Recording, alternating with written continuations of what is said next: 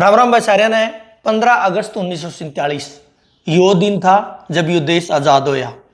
200 साल तक अंग्रेजों की गुलामी सहने के बाद अपने बड़े बुजुर्गों ने, आज़ादी के जननायकों ने आंदोलन लड़े, लड़ाइयाँ लड़ी, चाहे वो भगत सिंह की तरह लड़ाई लड़ी हो, चाहे महात्मा गांधी की तरह लड़ाई लड़ी हो, सबने मिलकर लड़ाई लड़ी, तब जाकर अंग्रेजों को इस देश से बाहर निकाल लिया और भारत आज़ाद होया। आज़ाद हिंदुस्तान में अलग अलग सरकारें बनती रही हैं और सरकारों ने अपने काम करे, इस देश को आगे लेके जाने में कोई कसर नहीं छोड़ी।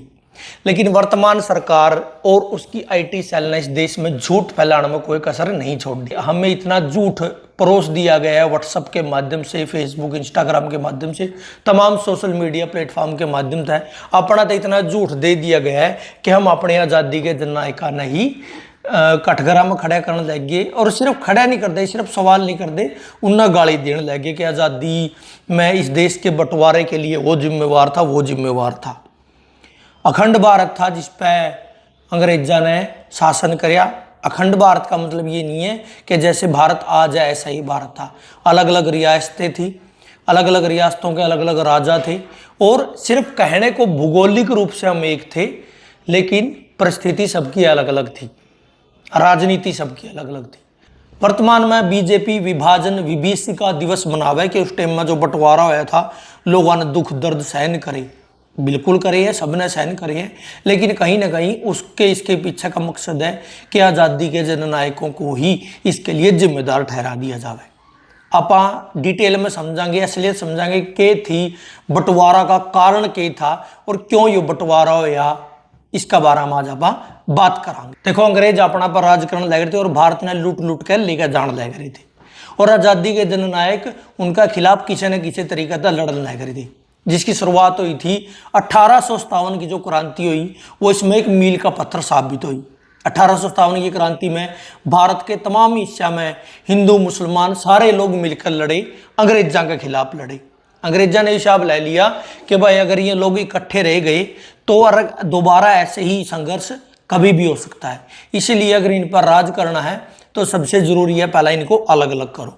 इसलिए 1857 से ही इस चीज के ऊपर अंग्रेजों ने ध्यान देना शुरू कर दिया था कि हिंदू और मुसलमान के इनको बांटने का काम शुरू किया जाए, क्योंकि ये बांटेंगे तभी आप आराम से राज कर सका। और वो धीरे धीरे जहर घोलने का काम शुरू कर दिया गया, जहर घुलता गया। आप अभी अगर आप इस बात ना आप इस तरीके से समझ कोगे, आज भी गामा में या आसपास के इलाका में बहुत से लोग हैं जो अपना जातियां का नाम पर लड़ाने की कोशिश करें। वो जहर धीरे धीरे घोला जावा है और उसका रिजल्ट बहुत लेट निकल का है। सेम काम अंग्रेजा ने कराया। अब साल बदल गए, टाइम बदल गया, लोग बदल गए, और समय आता है 1900 का में जब इस देश में आज़ादी की जो लड़ाई है उसका संघर्ष तेज होता गया। जगह जगह पर आंदोलन हो रहे थे, नए नए क्रांतिकारी पैदा होने लग रहे थे जो अंग्रेजों को इस देश से निकालना चाहते थे। और इतने साल राज करके अंग्रेज भी कहीं ना कहीं इस देश से छिक लिए थे, क्योंकि उस टाइम पर लगभग सारे दुनिया में कहीं ना कहीं क्रांति शुरू हो चुकी थी। तो जो क्रांति हो रही थी उन क्रांतियों पर खर्च भी हो रहा था उनको दबाने के लिए, तो अंग्रेज भी भारत छिक लिए थे, इसलिए उन्होंने थोड़ी थोड़ी आज़ादी भारत के लोगों को देनी शुरू कर दी थी सरकार का रूप में। अब देश में पहली बार चुनाव होते हैं 1937 में। हालांकि जो चुनाव होते हैं उसमें भी सरकार को, जो सरकार चुनकर आती है उनको उतने अधिकार नहीं होते, लेकिन फिर भी उनको कुछ कुछ अधिकार दे दिए जाते हैं। लेकिन इससे पहले ध्यान देने योग्य बात यह है कि उस टाइम तक इस देश में मुसलमानों का नेता का रूप में, अपने आप को मुसलमानों का नेता कहने के वाले के रूप में मोहम्मद अली जिन्ना उभर चुका था। इससे पहला वो कांग्रेस का ही सदस्य था, लेकिन कांग्रेस की विचारधारा था वो तंग है, उसने अपने आप को अलग बना लिया और मुस्लिम लीग की स्थापना करी। मुस्लिम लीग में उसने अपने आप को मुसलमानों का नेता घोषित किया और धीरे धीरे मुसलमानों में इस देश के प्रति और हिंदू मुस्लिम एकता के प्रति जहर घोलने का काम शुरू कर दिया था, जिसका रिजल्ट आपने आगे के देखने मिला। लेकिन ऐसा नहीं है कि यूँ काम सिर्फ मुसलमानों में हो रहा था, यूँ काम हिंदुओं में भी हो रहा था। हिंदू महासभा भी यही काम हिंदुओं में करी थी कि हिंदू और मुसलमान एक नहीं हैं, हम अलग अलग रहेंगे, हम एक साथ नहीं रह सकते। लेकिन उसके बावजूद हिंदू महासभा और मुस्लिम लीग दोनों अपने इरादे में उतने कामयाब नहीं हो पाए थे, जिसका जीता जाता उदाहरण था 1937 का चुनाव। 1937 का चुनाव में मुस्लिम लीग को बहुत ही, मतलब मुस्लिम लीग की कहीं सरकार तो बन दी नहीं, उसने वोट भी नहीं मिलते। मतलब जहाँ पे मुसलमानों के लिए आरक्षित सीट थी वहाँ पे भी मुस्लिम लीग को वोट नहीं मिलते, मात्र गिनती के वोट मिलती हैं और वो कहीं भी मेजोरिटी में सरकार नहीं बनाना पाते। हिंदू महासभा और मुस्लिम लीग दोनों अपना काम शुरू कर दिए, जो था लोगों के बीच में भेदभाव खड़ा करना, लोगों को बांटना, भड़काना, एक दूसरे के खिलाफ करना, जो अंग्रेज चाह थे। यही काम वो लगातार करते रहे हैं। और उसके बाद भारत में चुनाव हुआ 1946 में, जिसमें मुस्लिम लीग को इसका सबसे ज़्यादा फायदा मिला है और वो सिंध और बंगाल इन दो जगह में अपनी सरकार बनाने में कामयाब हो जाए। 1937 का चुनाव में जिस मुस्लिम लीग की एक भी सीट नहीं आई थी, 1946 तक उसने 2 स्टेटा में सरकार बना ली थी।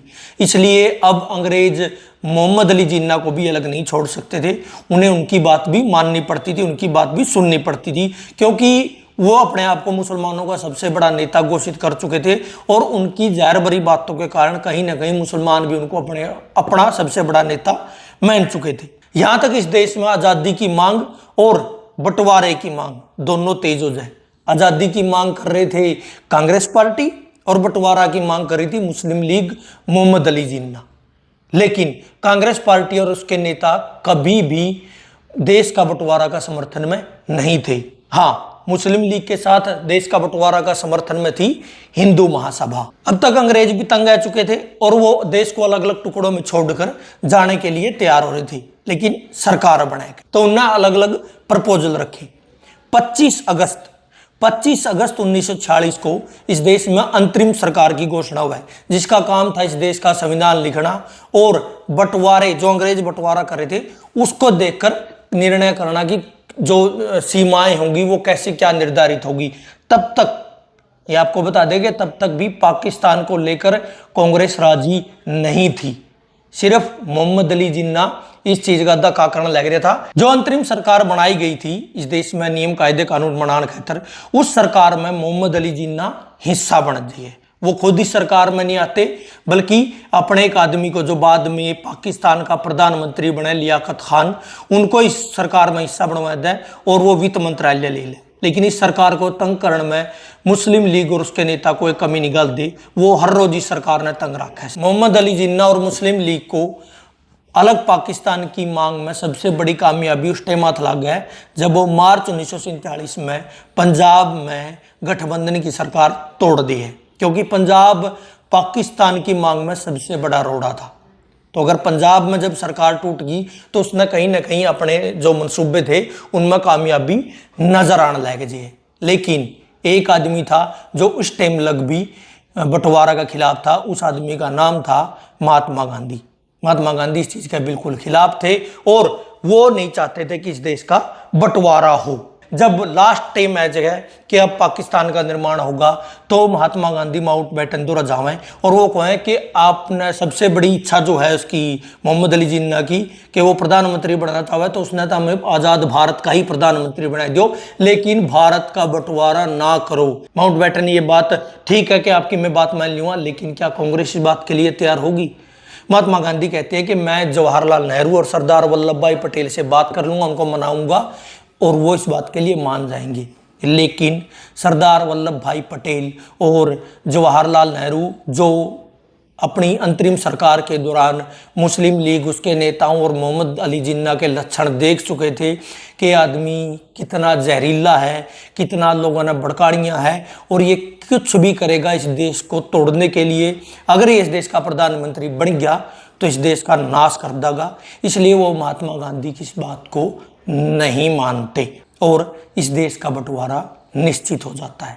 उसके बाद सबने देखा कि इस देश का बंटवारा किस तरीका होया, कुकर होया और उसके दौरान लोगों को कितना जान माल का नुकसान उठाना पड़ा। इस देश का बंटवारा खातर 3 आदमी जिम्मेदार थे, वो थे अंग्रेज, मोहम्मद अली जिन्ना और हिंदू महासभा के नेता, जिनने अंग्रेजों के कहना पे इस देश के लोगों को भड़काया, इस देश के लोगों को आपस में बैठा, इस देश के लोगों में जहर भरिया और इस देश का बंटवारा हो गया।